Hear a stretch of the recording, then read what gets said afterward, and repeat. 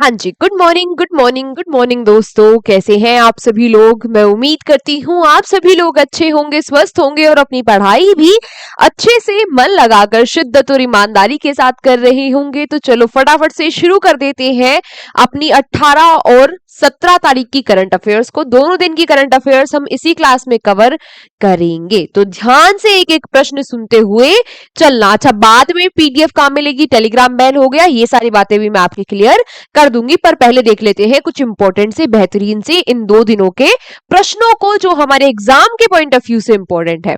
पहला प्रश्न कि which Indian become the first to win the Russian grand sand master cup in 2026। तो अभी 2026 में Russia grand sand master cup हो रहा था, जिसको जीतने वाले पहले भारतीय कौन बन गए हैं? अच्छा, ये कप, वर्ल्ड कप, ये जो इवेंट है, ये होता क्या है? इसमें रेत की मूर्ति बनाई जाती है और इस रेत की मूर्ति को बनाकर इस इवेंट को जीत लिया है, इस कंपटीशन को जीत लिया है पहले भारतीय ने। ये कौन बने हैं पहले भारतीय? सुदर्शन पटनायक। इन्होंने जो ये मूर्ति बनाई है, इसका थीम है क्लाइमेट चेंज, जलवायु परिवर्तन के ऊपर इन्होंने ये यहाँ पर रेत की समाधि या फिर रेत की मूर्ति बनाई है। सुदर्शन पटनायक का नाम याद रखना, कहीं भी रेत की मूर्ति से संबंधित कोई भी प्रश्न आ जाए तो आपको ये इंपॉर्टेंट नाम याद रखना है, सुदर्शन पटनायक जी का। ये पहले भी काफी सारे अवार्ड्स जीत चुके हैं ऐसे ही सैंड की स्कल्पचर बनाकर। Scientists have developed the first functional nuclear clock. This clock is based on which element? वैज्ञानिकों ने पहली कार्यशील न्यूक्लियर घड़ी विकसित की है। यह किस तत्व पर आधारित है? तो ये जो न्यूक्लियर क्लॉक बनाई है, ये जो एलिमेंट पर आधारित है वो है थोरियम 229। अब ये हेल्प क्या करेगी? जो डार्क मैटर्स है हमारे ब्रह्मांड में, उनको ढूंढने में, उनको डिस्कवर करने में ये जो न्यूक्लियर क्लॉक है ये हेल्प करेगी। ये बहुत ही सटीक आपको डेटा देगी, है ना? किसको? आपको, मतलब साइंटिस्ट को। फिर अगला प्रश्न आया कि the programme Bharat innovates 2026 launched jointly by India and France mainly focus on what? अभी हाल ही में भारत और फ्रांस के द्वारा शुरू किया गया भारत इनोवेशन 2026 कार्यक्रम मुख्य रूप से किस पर केंद्रित है? अच्छा, बात की जाए तो आप लोगों को पता होगा अभी हमारे प्रधानमंत्री दौरे पर है फ्रांस के, क्योंकि फ्रांस में हो रही है G7 की समिट, और स्लोवाकिया भी जो प्रधानमंत्री नरेंद्र मोदी है वो जाएंगे।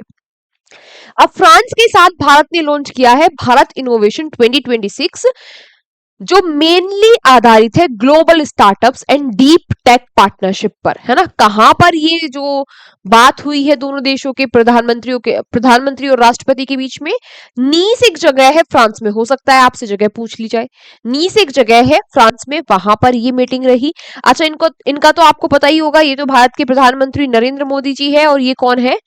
ये है एम्यूनल मैक्रोन। ये क्या है? एम्यूनल मैक्रोन। ये राष्ट्रपति है, प्रेसिडेंट है। कहां के प्रेसिडेंट है? फ्रांस के प्रेसिडेंट है ये, ठीक है? इनका नाम भी आप लोग याद रखना। फ्रांस की कैपिटल क्या है? पेरिस। ये तो आपको पता ही होगा।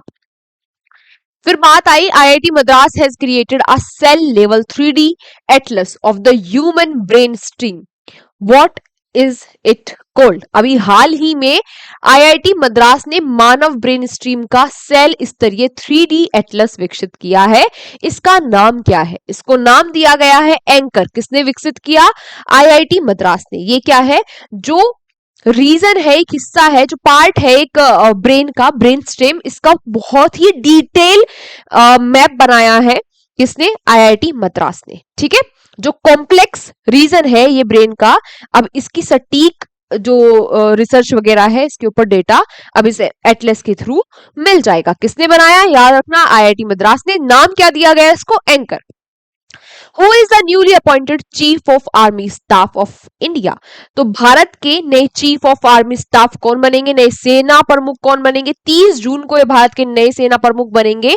नाम है इनका लेफ्टिनेंट जनरल धीरज सेठ। अभी फिलहाल भारत के सेना प्रमुख कौन है? ये है जनरल उपेंद्र द्विवेदी। इनका भी नाम आप लोग याद रखिएगा। इसके अलावा अभी कुछ ही दिनों पहले हमारी इंडियन नेवी के चीफ बने थे कृष्ण स्वामीनाथन जी, और हमारे नए सीडीएस भी बने थे एनएस राजा सुब्रमणी जी। तो इन दोनों के नाम भी आप लोग फटाफट से नोट डाउन कर लेना, दोबारा एक बार पीछे वीडियो करके सुन लेना, आराम से नाम लिख लेना। नेवी के चीफ कौन है, लिखो कृष्ण स्वामीनाथन जी, और हमारे CDS chief of defence staff कौन है, एनएस राजा सुब्रमणी जी। चलो, Which mobile wallet app has the highest global download in the year 2025? वर्ष 2025 में दुनिया भर में सबसे ज्यादा डाउनलोड किया गया मोबाइल वॉलेट ऐप कौन सा है? तो ये है भाई फोन पे का, याद रखना, दुनिया भर में इसको सबसे ज्यादा डाउनलोड किया गया। As per the World Bank Container Port Performance Index 2026, which port emerged as India's leading container port? विश्व बैंक के कंटेनर पोर्ट परफॉर्मेंस इंडेक्स 2025 के अनुसार भारत का शीर्ष कंटेनर पोर्ट कौन सा है, जहां पर कंटेन करके रखा जाता है ना, जहाज में, जो पानी के जहाज से ही आप लोगों को पता होगा ज्यादा आवागमन होता है, जो कार्गो है, जो सामान है उसका। तो भारत का सर्वश्रेष्ठ कंटेनर पोर्ट कौन सा है? ये है जवाहरलाल नेहरू कंटेनर पोर्ट। कहाँ है ये? महाराष्ट्र में है। बात की जाए वर्ल्ड में इसकी क्या रैंक है, तो वर्ल्ड में इसकी रैंक है 22nd, है ना, बढ़िया कंटेनर पोर्ट्स के मामले में, और भारत में ये टॉप पर है। Who has recently created history by becoming the first content creator to cross 500 million subscribers on YouTube? 500 million subscriber cross कर लिए हैं YouTube पर, और ऐसा करने वाले पहले एकमात्र जो यूट्यूबर है वो कौन बन गए हैं? मिस्टर बीस्ट बन गए हैं।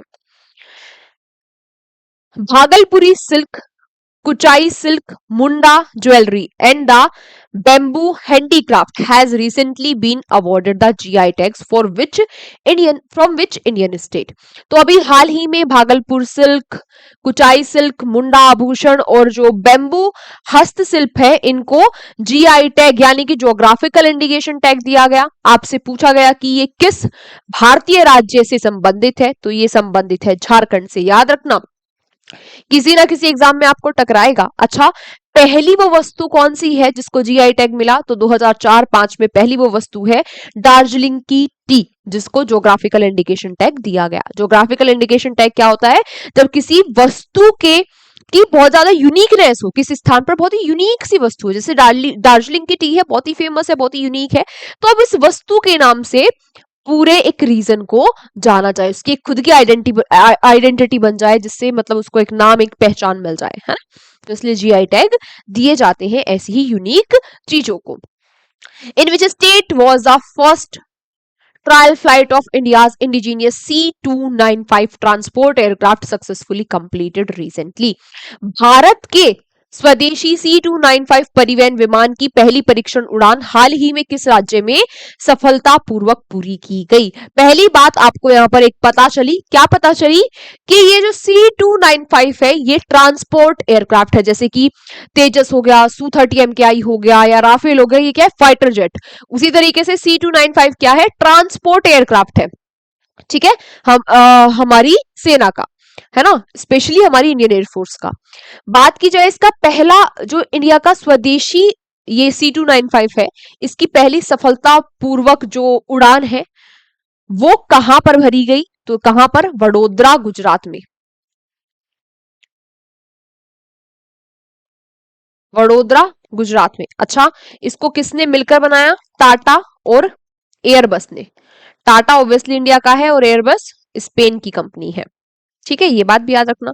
बात कर लेते हैं कुछ कल के प्रश्नों की, फटाफट से देखते हुए चलना। कल के प्रश्नों की बात की जाए, सॉरी आज के प्रश्नों की, कल के प्रश्न हमने कर लिए हैं, आज के कुछ क्वेश्चंस देख लेते हैं। In which of the following state Mukundra hill tiger reserve located recently highlight for the documentary Enchanting Mukundra? तो ये जो मुकुंदरा हिल्स है, आपसे पूछा गया कि ये कहां पर लोकेटेड है, क्योंकि अभी हाल ही में ये चर्चाओं में है। मुकुंदरा इनचेंटिंग मुकुंदरा नाम की एक डॉक्यूमेंट्री है उसके लिए। पहली बात, हमें इस डॉक्यूमेंट्री का नाम पता चला, किस पर आधारित है, ये मुकुंदरा हिल्स पर आधारित है, ये बात हमें पता चली। तीसरी बात हमें बतानी है कि ये मुकुंदरा हिल्स कहां पर स्थित है, तो ये स्थित है भाई राजस्थान में। The producer price index recently release reflect change in which type of prices.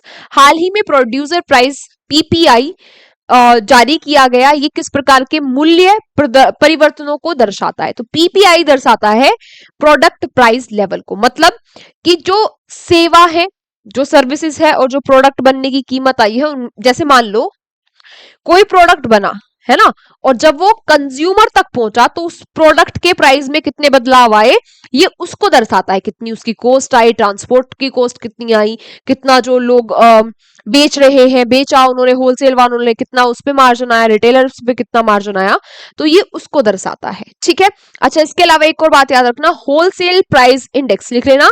Wholesale price index का जो बेस ईयर पहले हुआ करता था 2011-12, अब वो चेंज हो गया है 2022-23 से, ये बात भी आप लोग याद रखना। The recent launch WT Marut portal aim to strengthen the supply chain of which sector.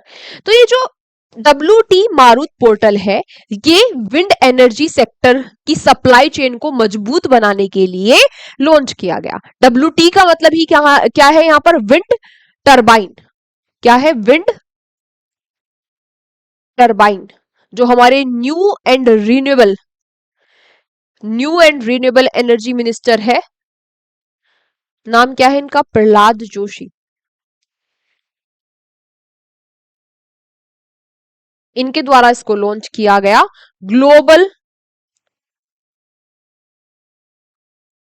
Global wind day पर नेशनल कॉन्फ्रेंस हो रही थी,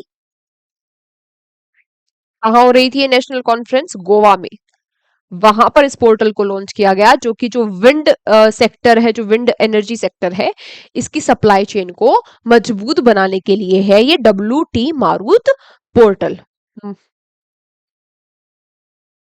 फिर आपसे पूछा गया, the statue of Swami Vivekananda was recently unveil at the consulate general of India in which US city. तो अभी हाल ही में स्वामी विवेकानंद की प्रतिमा का अनावरण किया गया अमेरिका के किस शहर में स्थित भारतीय वाणिज्य दूतावास में।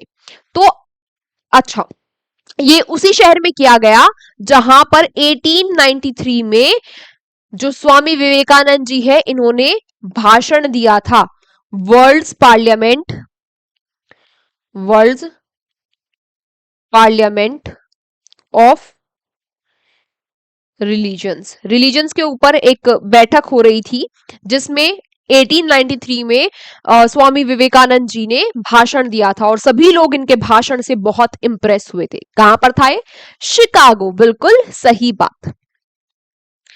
Recently which startup become India's newest AI unicorn after raising $234 million fund. तो अभी हाल ही में भारत का जो एक नया AI स्टार्टअप है, जो कि यूनिकॉर्न बन गया है, यानी कि $1 बिलियन से ज्यादा की इसकी नेटवर्थ हो चुकी है, तो ये कौन सा बन गया है, सर्वम AI। कौन सा बन गया है, सर्वम AI। $1.5 बिलियन की अब इसकी वर्थ हो गई। The order of the white double cross first class awarded recently to PM Narendra Modi in the is the highest civilian honour of which country. तो अभी हाल ही में प्रधानमंत्री नरेंद्र मोदी जी को सम्मानित किया गया order of the white double cross से। आपसे पूछा गया कि ये किस देश का सर्वोच्च नागरिक सम्मान है, जो कि विदेशियों को दिया जाता है, किसी भी विदेशी हेड को दिया जाता है। ठीक है, तो ये स्लोवाकिया का हाईएस्ट ऑनर है, जो मोदी जी को दिया है स्लोवाकिया के प्रेसिडेंट पीटर पेलिग्रीनी जी ने। ठीक है, इनका भी आप लोग नाम याद रखना। अच्छा, स्लोवाकिया की कैपिटल क्या है, ये आज आप लोगों के लिए क्वेश्चन फॉर यू है कि स्लोवाकिया की कैपिटल क्या है। स्लोवाकिया मैंने आपको क्लास के स्टार्टिंग में भी बताया था कि प्रधानमंत्री अभी 2 देशों के दौरे पर है, फ्रांस और स्लोवाकिया।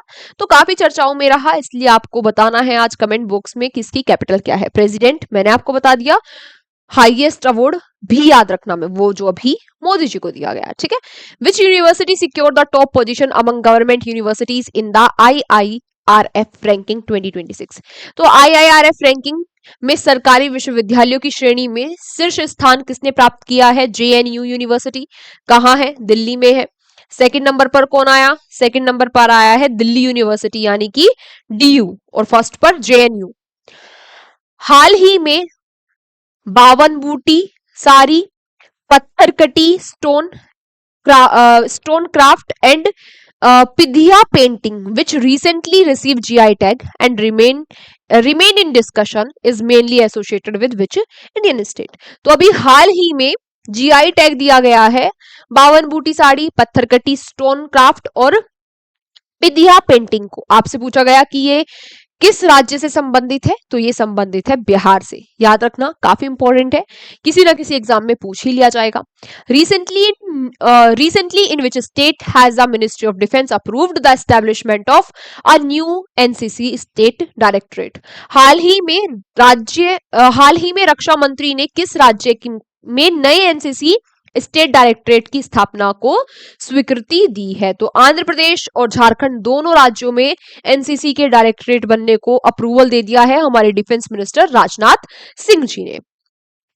अंतिम क्वेश्चन क्या कह रहा है कि which Indian airport has been included in the list of the world's most beautiful airport under Prix versatile 2026।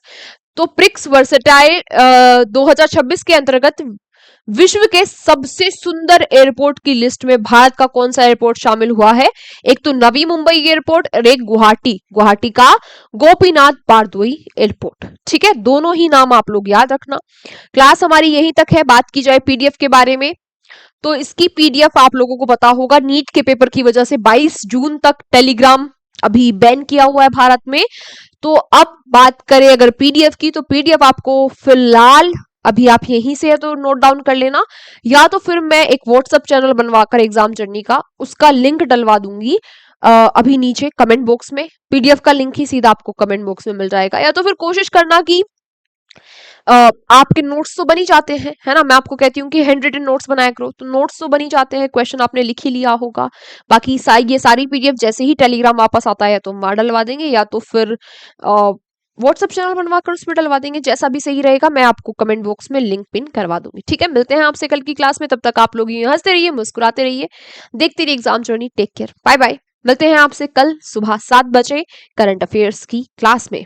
Bye.